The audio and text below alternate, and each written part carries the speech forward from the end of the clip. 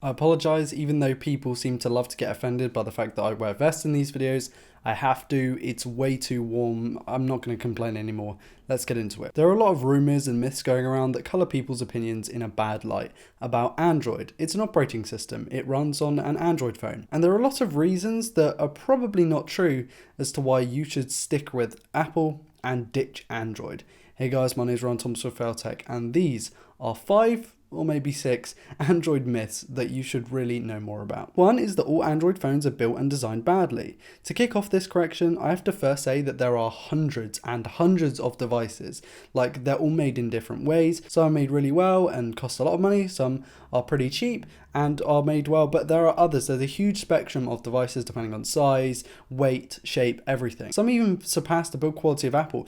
For example, the Essential phone that couples titanium and polished ceramic over the standard aluminium and glass backed and front designs that we see on most of Apple's flagships. And yes, this phone costs about half the price of an iPhone 7 right now. Rip Essential, unfortunately they died. A lot of budget phones have Android, and for this reason alone you kind of tend to associate Android with the cheap phones, whereas Apple pretty much only makes flagships, so it's hard to associate iOS with a poorly designed phone in terms of its performance capabilities. I think that Samsung has really stepped up their game and produced nicer phones than Apple these days, and they run some of the buggiest operating systems known to man. It might give Android a bad name, but really it just indicates how versatile Android is as an operating system that can run on so many different types of hardware. Myth 2, all Android phones use the same chargers. Now this is a bit of an odd one because I believe it stems from way back when, again, we only used mini USB and then micro USB and now Type-C. But because we use all three of these pretty interchangeably, and especially micro USB and Type-C, for people who use Apple phones that since the iPhone 5 have been exactly the same connector, I suppose it's difficult to identify with those people. Cheaper phones will use micro USB still because USB-C is a little bit harder to implement because it's actually more expensive to implement. So really cheap phones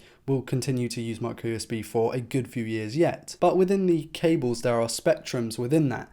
So you have USB 2.0, 3.0, 3.1, 3.1 Gen 2. Then you have the speeds of those chargers. So you might have 5 watt, 5 amp, whatever it is.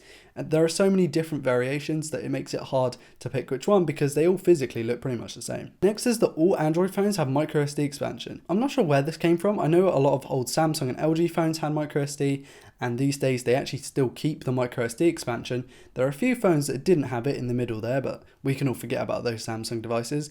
I feel like this is one that is often made to represent Android as an operating system. A lot of people will say iOS is bad because it doesn't have micro SD expansion in the devices, whereas Android does, but there are plenty, and I mean plenty, of Android phones that don't have micro SD expansion. OnePlus is a good example of a phone that is decent for the money, but just doesn't have micro SD expansion.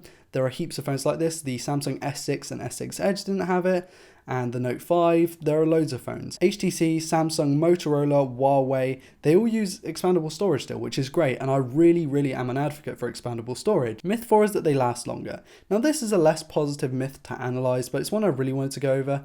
A lot of people will say that their iPhone will die after a couple of years, and most of the time that's just not true. They tend to drop it or break it, or they do something. You're probably going to have to replace your battery after 2 years because these are really small batteries crammed into really small phones, and it's not something everyone wants to do, but it's something that, I mean, makes sense really when you look at it. The only difference is it's a lot harder because they're internal batteries.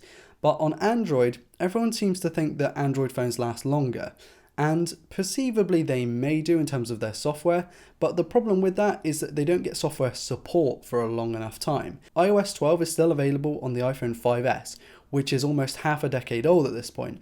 I challenge you to find a half-decade old phone from Android that runs the latest and greatest software. In fact, I doubt you'll find it at all. And before you all jump into the comments, there is a huge difference between official software support and non-official software support. I'm talking about over-the-air updates versus XDA forums and developers where you can go on there and download ROMs and install ROMs. I have a Galaxy S4 here that is running 8.1.0 Oreo. That's great, but it wasn't like that officially, and I did have to spend a little bit of time getting it on there from my computer. I believe it's only supports up to 5.0.1, which is incredibly old in terms of software. Now granted, obviously you've got the Nexus and the Pixel line, which are a little bit better, but they're still nowhere near iOS's software support, unfortunately. Myth 5. Now this is a really big one for me, as someone who's 19 and grown up with a lot of people talking, we grew up in the smartphone age. We were always talking about smartphones, and this kind of thing. So let me give you a bit of anecdotal evidence as to why I think that Android is often misconceived. I've tried a Samsung phone and it lagged, therefore all Android phones will lag. This is a huge problem in my opinion, because it's something that we really do see quite often in the, let's say, people who aren't so tech savvy. These are people who just have smartphones, they're not really passionate about which one they have. They'll buy a Samsung like the S4, S5 when TouchWiz was really, really buggy and very, very bloated. They'll keep it for maybe a year. Software will degrade because it tends to do in every phone, but with Samsung's back then it was very, very apparent. Then they'll be like, I've had an S5, it bugged out on me, I'm switching to iPhones because they don't bug out as much. Now this, again, isn't actually that true these days, but at the same time, it is still a problem. But the main thing is that we're talking Samsung specific here. There are LGs, Motorola's, Samsung's, Huawei's, Nexus, Xiaomi. So many different phones have different types of software and different skins of software, and they last different lengths of time before you can perceive them being slower. And this is a huge problem in my book, because most people think one Android is the same as all Androids, but we know as phone enthusiasts, but that could not be further from the truth. You give someone a Pixel device and you give someone a very bloated Xiaomi device or Huawei or Samsung or LG or Motorola, and they're just going to have completely different software experiences.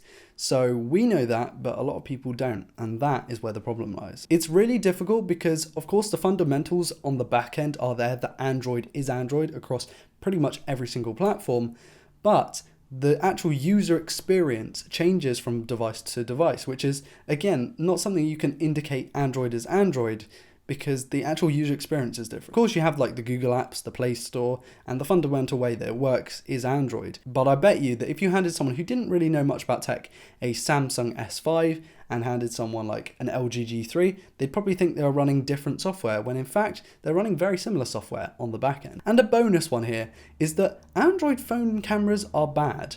Now this is one I really do see a lot, especially when I was scrolling through my Snapchat video. A lot of the comments are deleted now, but when that first came out, a lot of the comments were about how bad Samsung and Android phone cameras are in general, and this just could not be further from the truth. Of course, we've got the Pixel 2 and the Pixel 2 XL with phenomenal cameras, the Huawei P20 Pro, we've got the Samsung S8 and S9, then the S9 Plus, we've got, oh my god, I could list loads. There are so many good cameras.